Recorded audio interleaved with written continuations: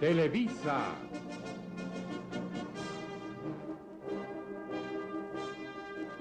Bajo el patrocinio del Instituto Mexicano del Seguro Social, presenta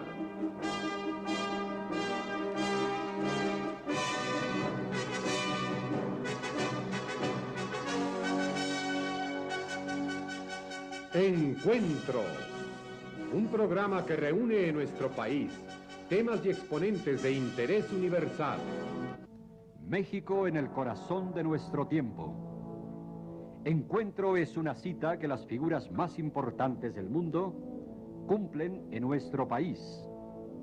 Encuentro está dirigido y animado por una personalidad ampliamente entrañada en los problemas culturales y de comunicación, Álvaro Gálvez y Fuentes.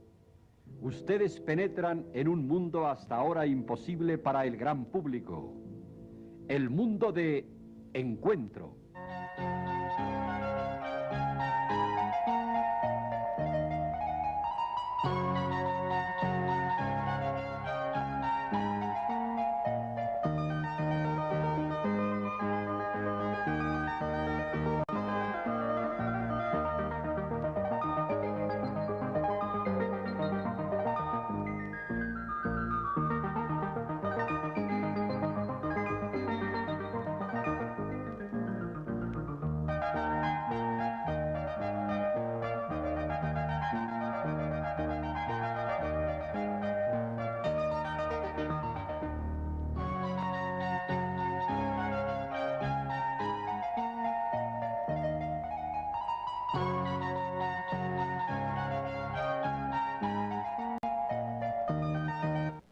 Buenas noches.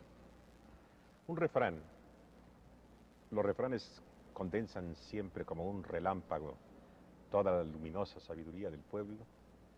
Dice que de médico, poeta y loco, todos tenemos un poco.